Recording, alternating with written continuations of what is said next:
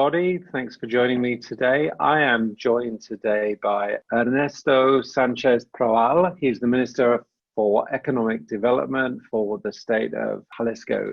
Thank you very much, Ernesto, for joining us. Really excited to have you on today. Start by giving me a quick introduction to yourself and your background and your current role. Thanks to you, Phil. It's an honor to be here in your program. I am an electronics engineer, and then I have a master's degree in business. I worked for the electronics manufacturing industry in Mexico for about 20 years. I spent some time in the USA in the development laboratory for personal computers, which IBM used to have in Boca Raton in Florida. For those 20 years, I spent 8 years with IBM and about 12 years with Jabil, who is, as you know, a contract manufacturer. Then after that, I started a company focused on the development of solutions for energy management, actually smart meters for the electrical grid. Then I started a second company focused on manufacturing, contract manufacturing actually, but for the automotive industry. I still have those two companies. One is about 11 years old, the other one is 6 years old. And then I was invited by the governor of the state to be part of his cabinet. That was about 2 years ago.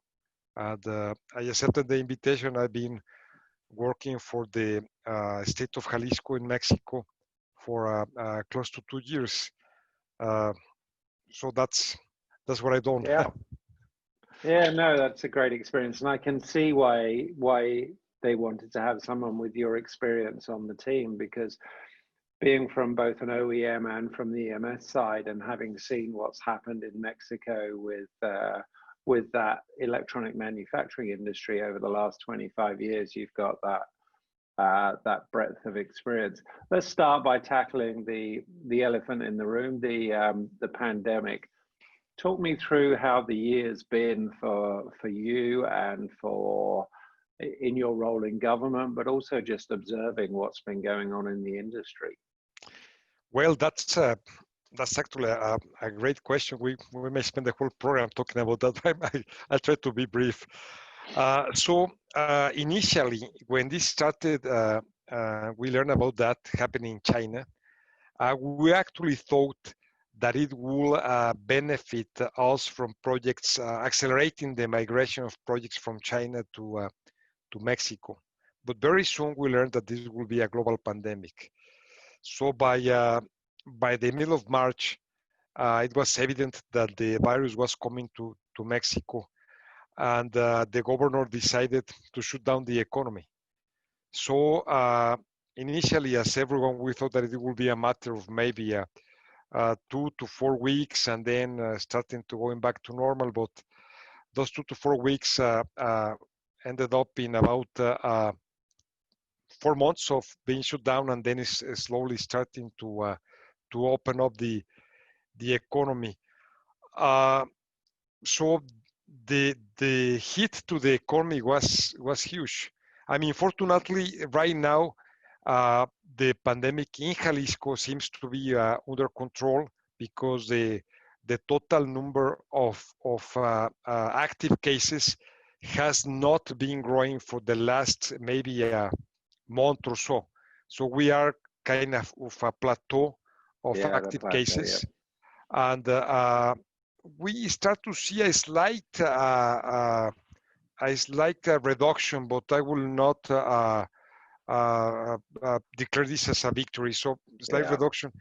We are strongly promoting the use of face masks and intensive testing as much as we can. And that's how we have been controlling. And of course, the implementation of protocols, of sanitary protocols in all business.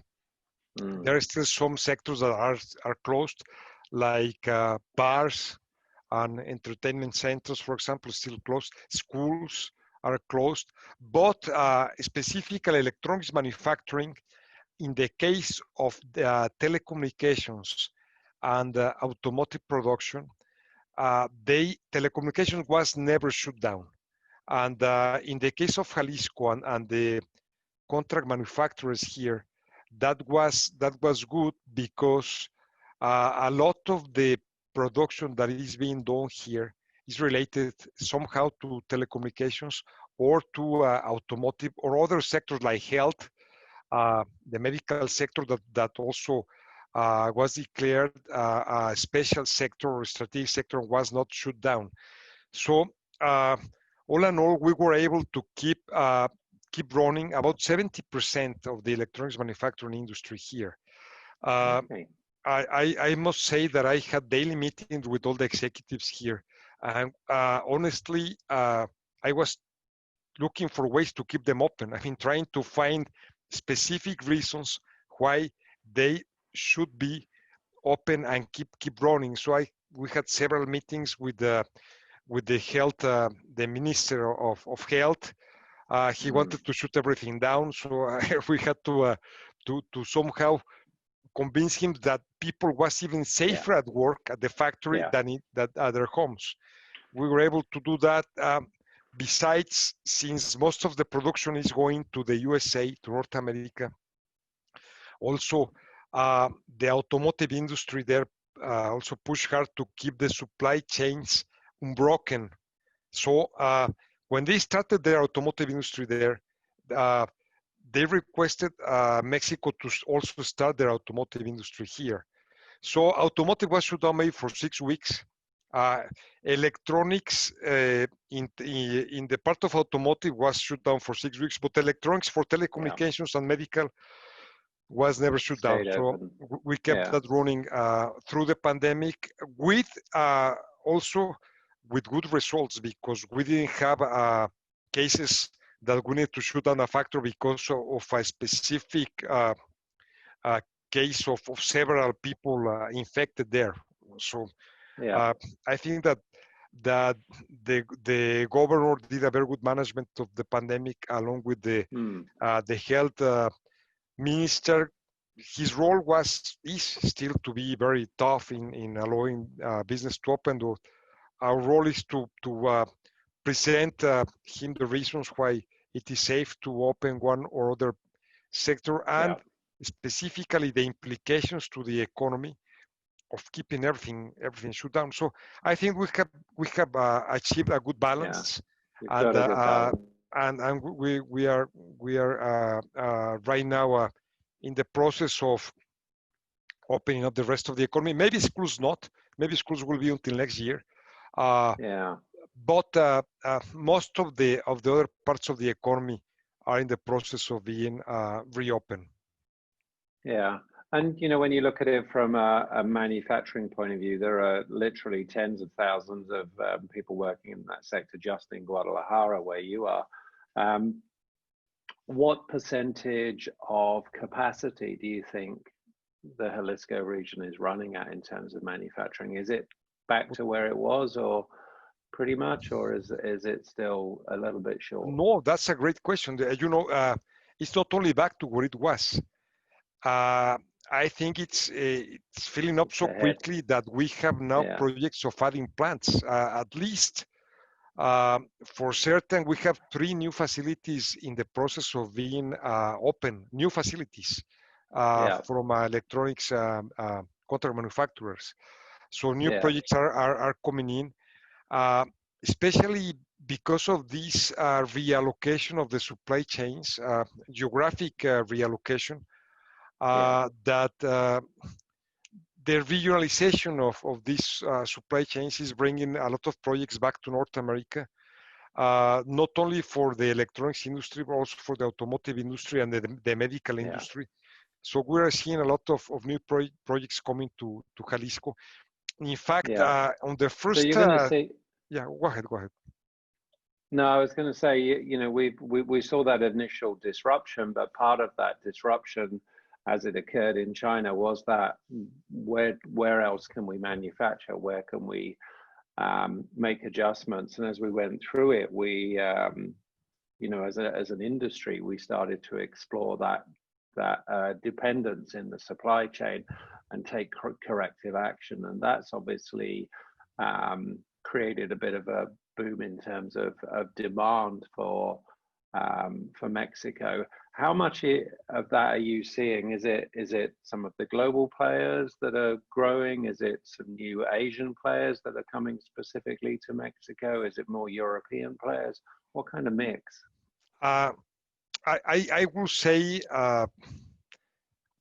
I will not assign specific predominance of any region, of any origin of the companies. I will say that the capacity that is mostly located in China, regardless of who is the company, if it is European or American or Chinese, is opting to relocate in North America for the North American market.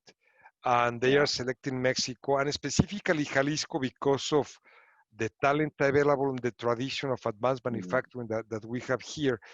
Let me tell you also that, having said that, we in the past, we didn't have that much presence of companies from China, of Chinese origin. We are now seeing a good influx of companies from China, including electronics contract manufacturers from China. Because of this relocation of the supply chains and because of other issues related to the actual politics in the USA and how they relate to Chinese companies, etc. So we're seeing some Chinese contract manufacturers establishing here in Jalisco, producing for Chinese companies. Yeah, and you know, that's really interesting. And we were aware of this in 2019, and the trade war between the US and China was already creating a dividend for Mexico and an increase in demand. And as you say, when you look at Jalisco and specifically Guadalajara, the amount of contract manufacturing there, the amount of talent, the level of technical expertise that's developed there in the last 10 years, it was kind of the first port of call for a lot of the US manufacturers. But in the last 10 years, it's become a center of excellence for Industry 4.0, for trying out new automation processes, for developing new production techniques. Why do you think Jalisco and particularly Guadalajara has been so attractive and remains attractive for these new entrants? Well, it's a long story. We need to go back to the 70s when we had these initial companies establishing here.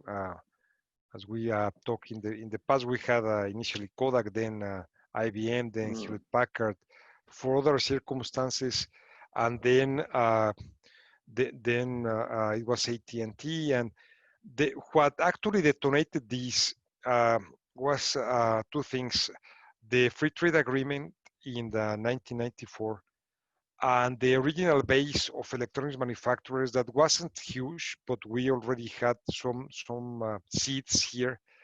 And these companies were trying to attract suppliers over here. But after the free trade agreement with the USA was signed, then the same year, but in December, the free trade agreement entered into effect the 1st of January of 1994. On December of 1994, we had a huge economic crisis that devaluated the peso to half of its value. So suddenly, overnight, we became half as expensive or twice as cheap, however you want to see it. And we already had these seeds. We already had the intention to bring more suppliers here. Back then I was working for IBM. I was in procurement for IBM, and I kind of saw that firsthand because we're trying to convince the big contract manufacturers such as Jabil and Flextronics, etc., to come closer to Guadalajara because IBM had this project to produce laptops here. Suddenly, we didn't have to call them; they started to come. The laptop production multiplied by 4. IBM decided to close the Raleigh facility. Back then, that was the other manufacturing facility for laptop computers in the Americas. So Guadalajara became the single source for laptops for the Americas. And then the contract manufacturers saw a big opportunity to come here to supply not only to IBM, also to Hewlett-Packard and AT&T. So Solectron came back then Flextronics back then Sanmina just grew a small operation. They had a small operation here, which was SCI from Connsville. They had acquired a small operation here, and they grew that a lot, and they opened our factory. And then after that, the story, Sanmina bought them and all that. So it was an explosion, a big explosion. Yeah, so 94, and then big companies like Jabil entering, and then you've got a whole bunch of tier 2s now and a whole bunch of smaller ones. Right, so it evolved, really, and then the year 2000 kept evolving, and the university synchronized it with producing more engineers, and it was like alive by itself, right? Like an ecosystem that is alive by itself. And that's what's going on right now. Yeah, and the word ecosystem is really important, because what happened, I think, at the end of the 90s, beginning of the 2000s, is those companies came down, but what they helped develop is the metalwork facilities, the plastics, all those services that they needed, and the logistics, all the services they needed around them. So that was hugely important. So when you look at these trends, what do you see as the kind of medium and long term as you go into 2021? What do you see as the opportunities for Jalisco? What are the particular challenges? What needs to happen for the industry to continue to develop as it is? Because it seems that people see it as a very viable, strong option to be part of their manufacturing footprint now, particularly as they reduce dependence on China. I see some challenges that we're working on. Number one is talent.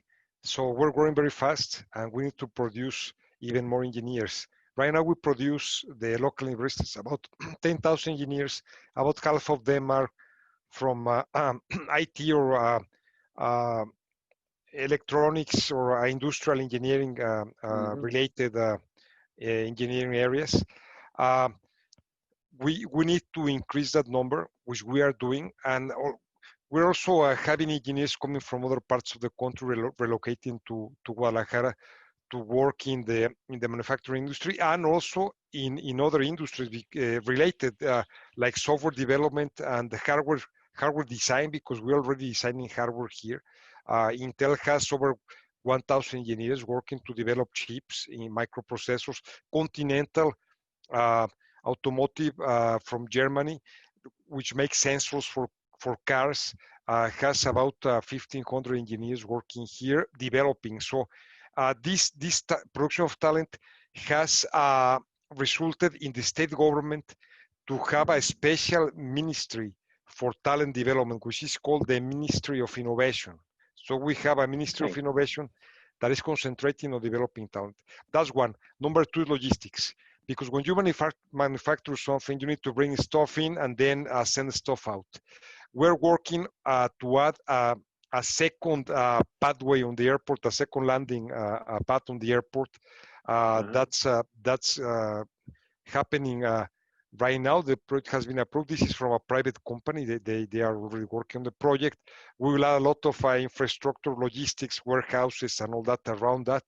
We're also working to add a railway direct from Guadalajara to Aguascalientes to be able to bring out big heavy products such as electric cars, which, by the way, the state government has the development of the supply chain for electric cars as one of the strategic projects here.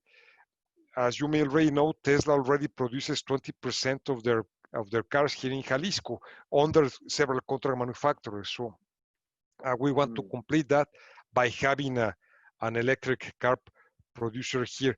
So the talent and the logistics, I will say as they are the main challenges. Also, the third one will be energy, and I will also talk about it very briefly. We need to have to keep having reliable energy at competitive prices. So we also developed in this administration a strategy which is plotted on the state energy plan. Uh, we we have a state energy agency which we made much more robust. Initially, in the last administration, it used to be under the Ministry of Innovation because they wanted that to be like proposing like energy efficiency and innovative things. But now we took that under the economic ministry, and we tasked them with specific objective of economic development.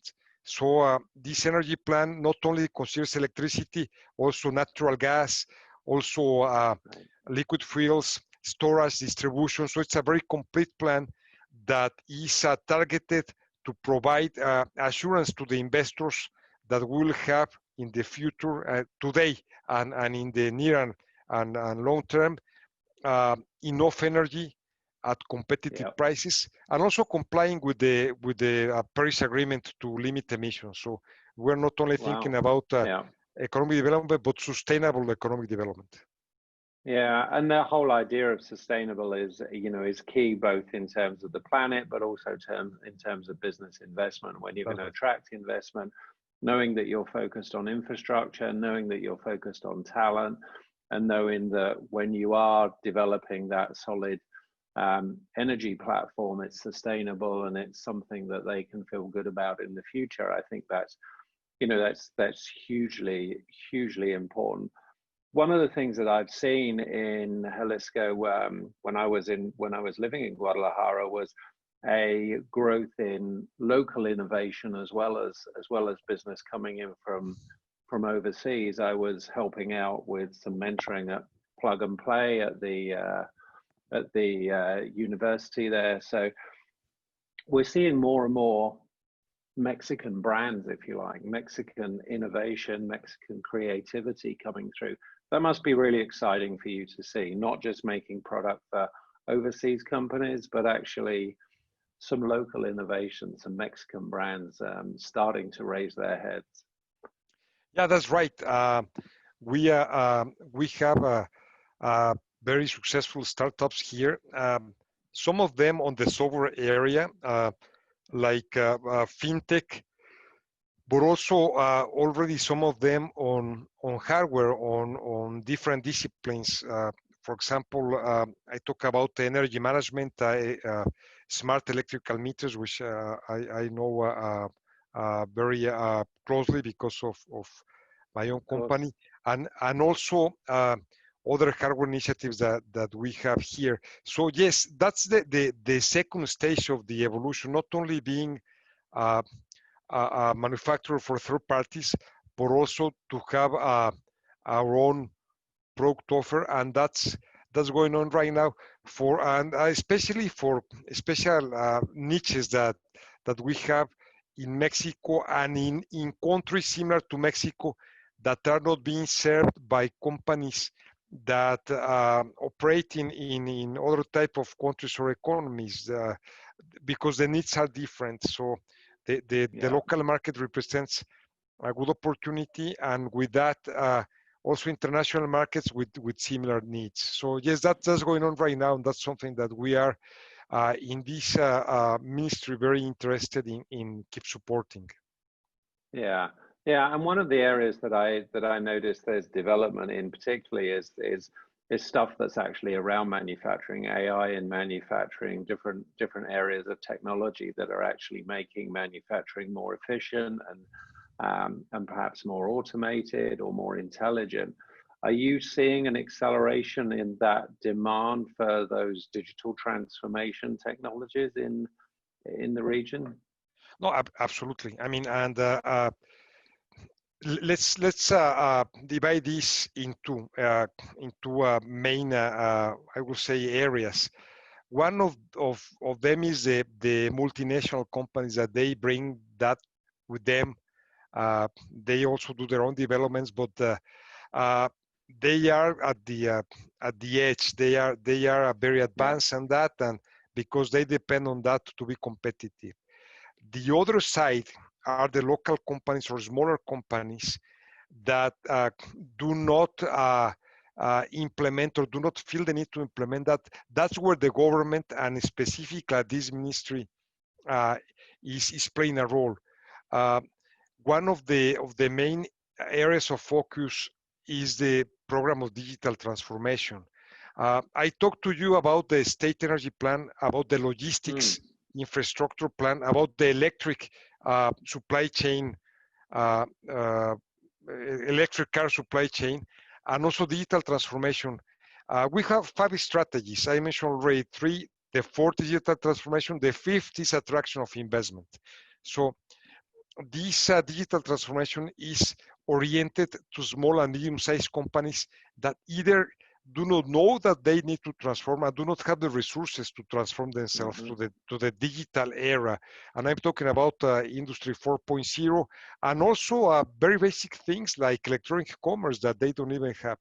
So this special project has resources, has money from the government to provide first of all, education for these companies, but also grants to acquire equipment so they can implement this automation and digital transformation projects in order to be competitive worldwide. So yes, we are conscious of that, and we are working to attain the digital transformation with the small and medium-sized companies, local. The big ones, I mean, they teach us, and sometimes they partner with us to help us with that.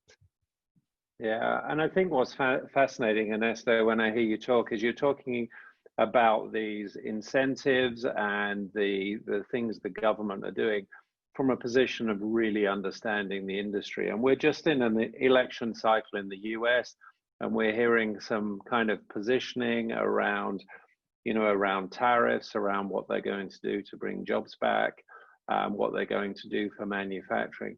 It's really important that when you do apply incentives, that you understand what the industry needs. The industry doesn't want propping up, it wants money to invest in the right areas.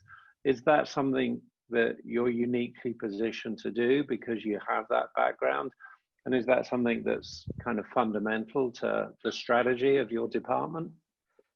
Well, I'm lucky enough to understand the industry. So when we develop these public policies here in Jalisco, and we develop these strategies that I mentioned to you, I had the freedom to do so. I had the support from the governor to propose that.